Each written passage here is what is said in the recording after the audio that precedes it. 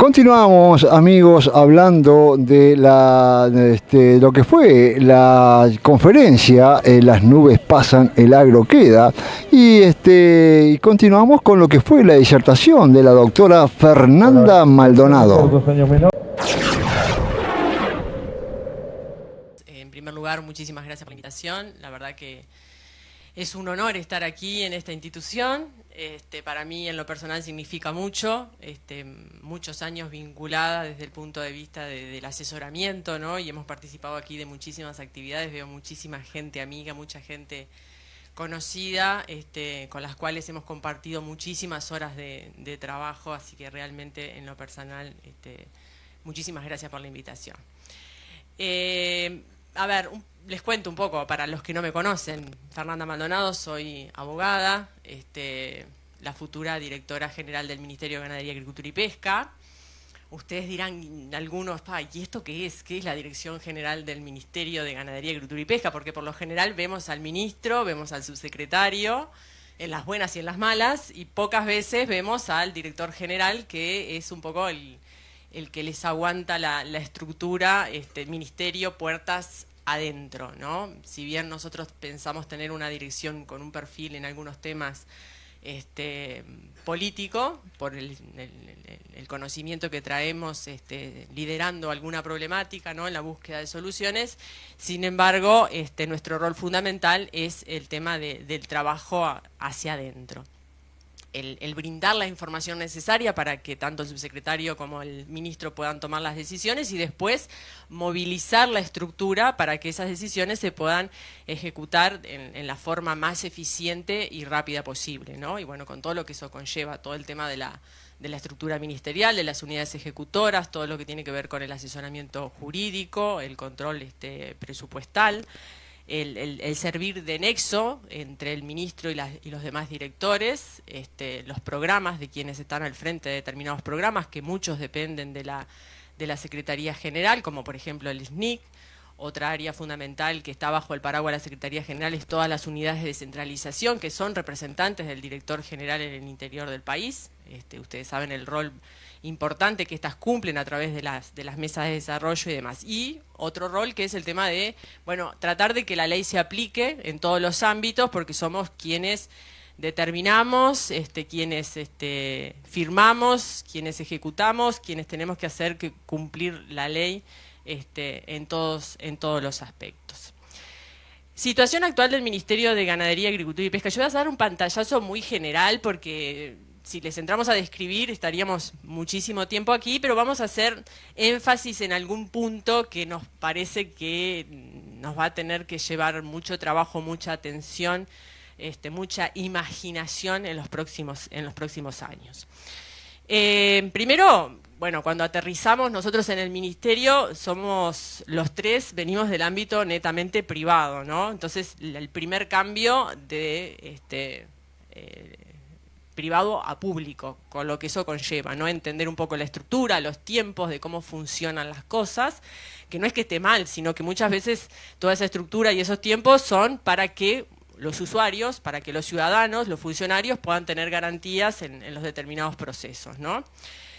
Pero bueno, nos hemos encontrado con que a veces esa impronta de lo político por lo encima de lo jurídico nos ha creado algunos problemas y hoy tenemos unas situaciones complejas y bueno, nos vamos a tener que ir adaptando y tenemos que ir formalizando algunas cuestiones estructurales dentro del Ministerio de Ganadería, Agricultura y Pesca. Entonces por eso decimos que sin querer transformar todo, sí todo se va a evaluar y sí todo está sobre la mesa para discutir.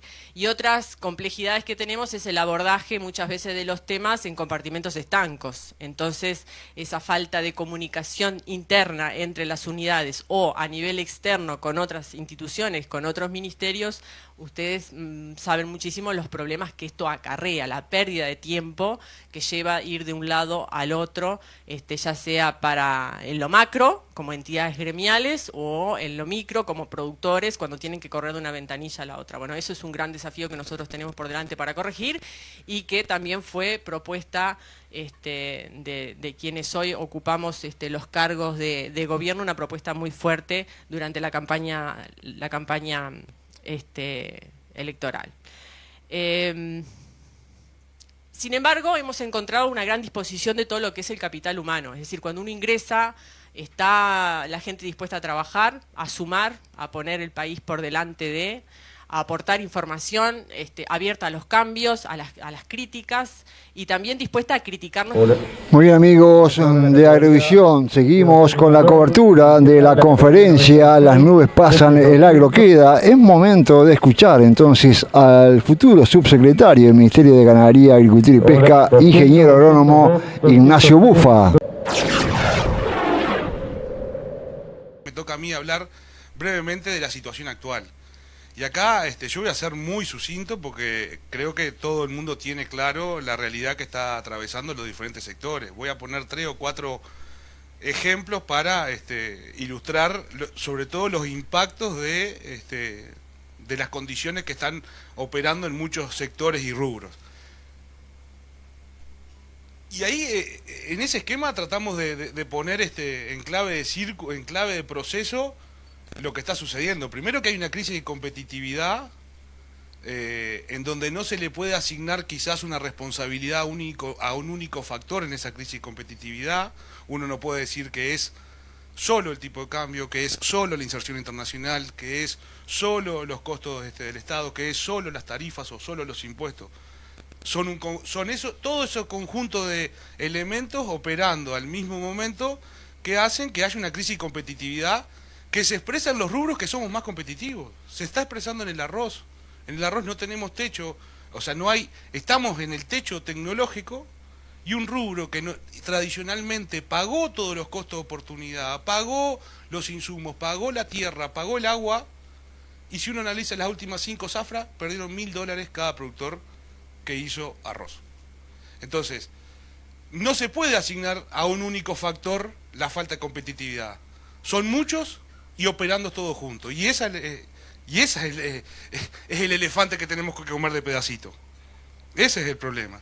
Entonces tenemos una crisis de competitividad que lleva a una falta de rentabilidad de los sectores, que desencadena una desaparición de productores, desencadena obviamente asociado a eso destrucción de puestos de trabajo vinculados solo a lo rural, pero sabemos que por puesto de trabajo o por productor que desaparece en el medio rural, desaparecen 2 empleados, pero 4 en los pueblos.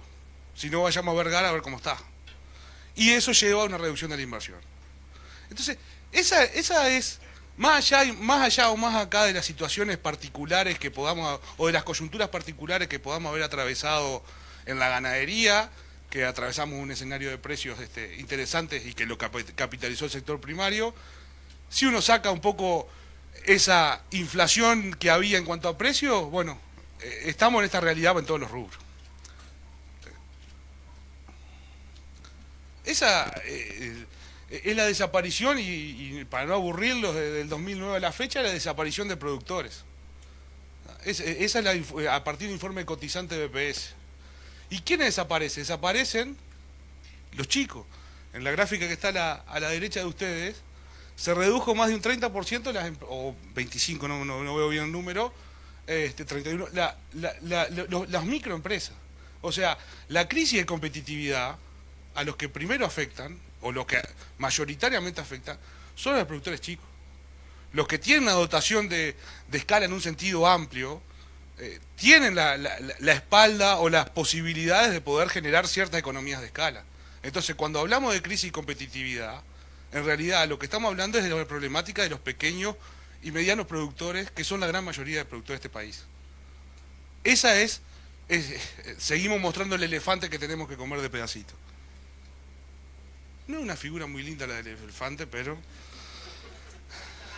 Claro, y más dicha por mí, ¿no?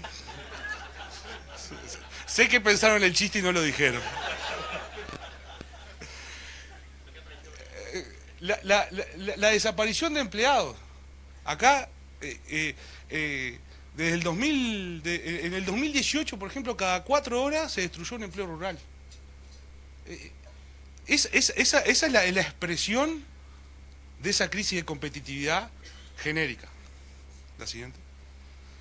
Y bueno, y esas son para tomar un indicador más o menos disponible para todos, esa es la evolución de las inversiones promovidas por COMAP solo para el sector agropecuario. Ahí está hasta junio del 2019, pero claramente veníamos del 2012 a la fecha con una reducción drástica de esas inversiones promovidas por Comap para el sector agropecuario. Bueno, esa es la situación.